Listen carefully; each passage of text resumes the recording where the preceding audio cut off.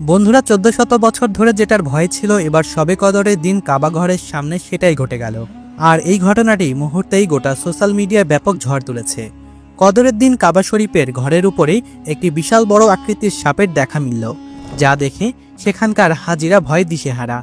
আর যখনই সূর্য ডুবে যেতে লাগলো তখনই সেই সাপ সেখান থেকে নেমে পাশের একটি গুহার ভেতর চলে গেল, যা দেখে সৌদি আরবের নিরাপত্তা কর্মীরা ভয়ে আতঙ্কিত হয়ে যায় এবং তারা সেই সাপের পিছু নিতে থাকে। আর সেই গুহার ভেতরে হীরা মুক্তা জহরাত দেখতে পায়, আর সেই মূল্যবান জিনিসপত্রকে সেই সাপটি পাহারা দিত। যদিও শুনতে অবিশ্বাস্য মনে হচ্ছে, কিন্তু এরকম ঘটনা এটি নতুন নয়, বরং নবী করিম সাল্লাল্লাহু আলাইহি ওয়াসাল্লামের যুগেও এমনটা ঘটেছিল কাবা শরীফের সাথে।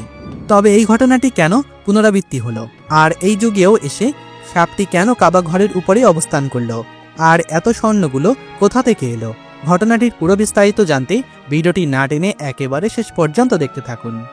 বন্ধুরা, বর্তমানে কাবা শরীফের সাথে যে ঘটনাটি ঘটেছে সেই ঘটনাটি আমরা পরে শুনব। আগে আমরা চলুন শুনে আসি নবী রাসূলদের যুগে এমন ঘটনাও সংঘটিত হয়েছিল, তাহলে আমরা বুঝতে পারবো বর্তমানের ঘটনাটি কেন পুনরাবৃত্তি হলো আমাদের সাথে। বন্ধুরা, এটি সেই সময়কার কথা যখন মুহাম্মদুর রাসূলুল্লাহ সাল্লাল্লাহু আলাইহি ওয়াসাল্লাম সদ্য যৌবন প্রাপ্ত হয়েছেন। তখনও আল্লাহ তাআলার তরফ থেকে তার নবুয়ত প্রাপ্তি ঘটেনি। তিনি সমাজের সকল মানুষের কাছে অত্যন্ত প্রিয় ছিলেন। সেই সময় কাবা ঘরের দেওয়ালের উপরে বসে থাকা একটি সাপকে নিয়ে কুরাইশ সম্প্রদায় দুশ্চিন্তাগ্রস্ত ছিল। তারা সাপটিকে হত্যা করতে পারছিল না, কারণ এটি রাতের বেলা কাবা শরীফের পাশের এক গভীর গুহায় অবস্থান করত এবং সেখানে থাকা অসংখ্য স্বর্ণমুদ্রা পাহারা দিত। আসলে সে যুগে কাবা শরীফের পাশে একটি গভীর গুহা ছিল, যেখানে কাবা ঘর জিয়ারত করতে আসা লোকেরা তাদের মান্নাত পূরণ করার জন্য হাদিয়া ও নাজরানা ফেলে দিতেন। একদিন এক ব্যক্তি সেই গুহা থেকে মূল্যবান স্বর্ণ মুদ্রা চুরি করে নিয়ে যায়। চোরদের জন্য চুরি করা তখন সহজ ছিল, কারণ কাবা ঘরের দেওয়াল তখন অনেক নিচু ও নরম ছিল। এই চুরির ঘটনা ঘটার পর কুরাইশেরা চিন্তিত হয়ে পড়ে কিভাবে উপহার ও হাদিয়া জন্য নির্ধারিত সেই গুহাটিকে চোরদের হাত থেকে রক্ষা করা যায়। এমন সময় আল্লাহ তাআলার হুকুমে এক আশ্চর্যজনক ঘটনা ঘটে। চুরির ঘটনা পর থেকে প্রতিদিন সন্ধ্যার পর সেই গুহার উপরে এক বিষধর সাপ পাহারায় থাকত। তবে সকাল হলেই সেই সাপটি গুহা থেকে সরে এসে কাবা ঘরের দেওয়ালের উপরেই বসে থাকত। কেউ যদি সেই গুহায় স্বর্ণমুদ্রা নিক্ষেপ করত তবে সে বাধা দিত না, কিন্তু কেউ যদি সেই গুহা থেকে স্বর্ণমুদ্রা চুরি করার চেষ্টা করত তখনই সাপটি ফনা তুলে ভয়ঙ্কর রূপ ধারণ করত।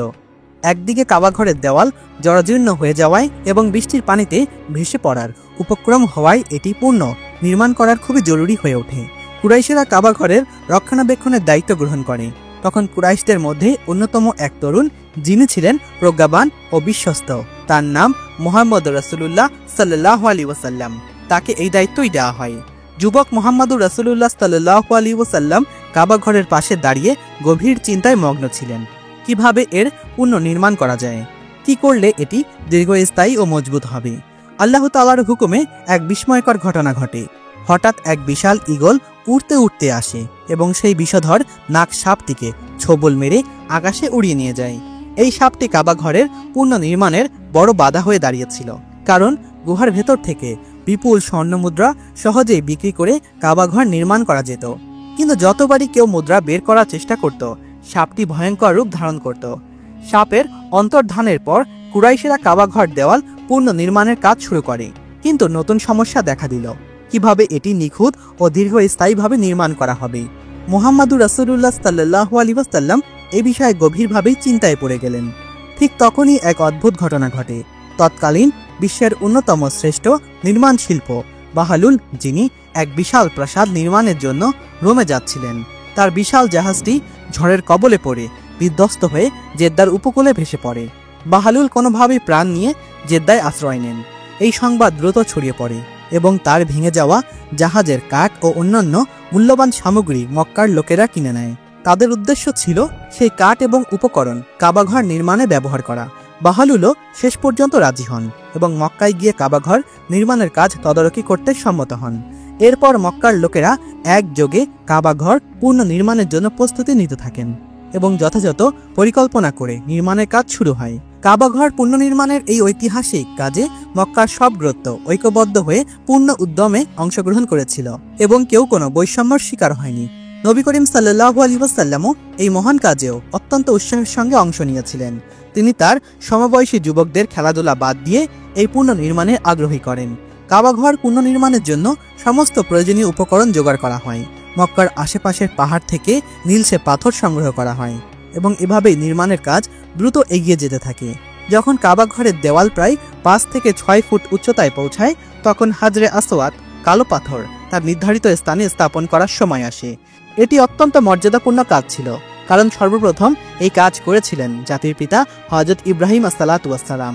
সুতরাং যে এই কাজ করবে সেই ইব্রাহিম ইসমাইল আসসালাতু ওয়াসসালামের সুন্নাত পালন করবে বলে মনে করা হতো। এই সম্মানজনক কাজ করার জন্য প্রতিটি গোত্রই মর্যাদা পেতে চাইল এবং কেউই তাদের অধিকার ছেড়ে দিতে রাজি হলো না। ফলে গোত্রগুলো মধ্যে তর্ক বিতর্ক শুরু হলো। তা দ্রুত সংঘর্ষের রূপ নেয়। উত্তেজনা এতটাই বৃদ্ধি পায় যে চারদিক ধরে রক্তক্ষয়ী সংঘর্ষ আশঙ্কা তৈরি হয়।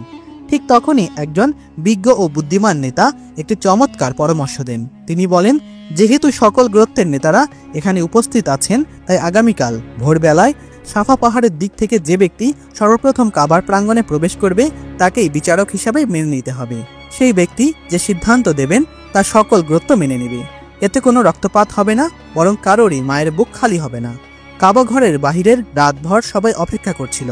প্রত্যেকেই সাফা পাহাড়ের দিকে তাকিয়েছিল, এক নজর দেখতে চেয়েছিল কে প্রথমে আসবে সূর্যের আলো ছিন্ন করে, কারণ সেই ব্যক্তিই হতে যাচ্ছিল সেই মহামানব, যিনি হাজরে আসওয়াদের পাথরটিকে কাবা ঘরে স্থাপন করবেন।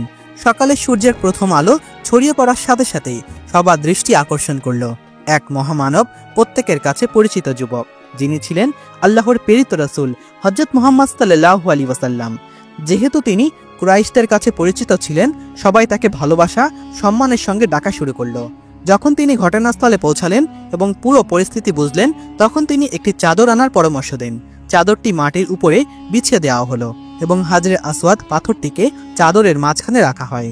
এরপর তিনি প্রত্যেক গোত্রের নেতা ও প্রধানদের ডেকে তাদেরকে আহ্বান করেন, তোমরা সবাই একসঙ্গে চাদরের চারপাশ ধরে পাথরটিকে কাবা ঘরের দিকে নিয়ে যাও। এটি একটি অত্যন্ত বুদ্ধিদীপ্ত এবং সমানভাবে সবার জন্য উপকারী সমাধান ছিল, যা সবাই মেনে নিল এবং খুশি হয়ে গেল। প্রত্যেক নেতাই আনন্দিত ছিল এবং যুবকেরা তাদের যুদ্ধের শপথ ভেঙে হাসির মুখে তাদের সম্পন্ন করতে আগ্রহী হলো। অবশেষে আল্লাহর রাসূল সাল্লাল্লাহু আলাইহি ওয়াসাল্লাম আল্লাহর নামে পাথরটি নিজের হাতে তুলে নিয়ে নির্ধারিত স্থানে স্থাপন করলেন এবং বললেন, আল্লাহু আকবার। এখন কথা হলো, ভিডিওর শুরুতে আমি আপনাদেরকে বলেছিলাম সম্প্রতি এই ঘটনাটি ঘটেছে। আসলে এমনটা নয়। কিছু কিছু ইউটিউবাররা রয়েছে যারা তাদের ভিডিওকে র্যাঙ্ক করানোর জন্য এমন ইসলাম নিয়ে খেলা করছে এবং তাদের থাম্বনেল এডিট করে এমন ছবি প্রকাশ করেছে যা দেখে মুসলিম সমাজ বিভ্রান্ত হয়ে যাচ্ছে। তবে আমরা মুসলিম হয়ে এমন সংবাদ শুনে বিভ্রান্ত হব না, আল্লাহর উপরে ভরসা রাখব। মহান আল্লাহ তাআলা রব্বুল আলামিন আমাদের সকলকেই এই সব সৎ কাজ থেকে বিরত রাখার তৌফিক দান করুন। আমিন।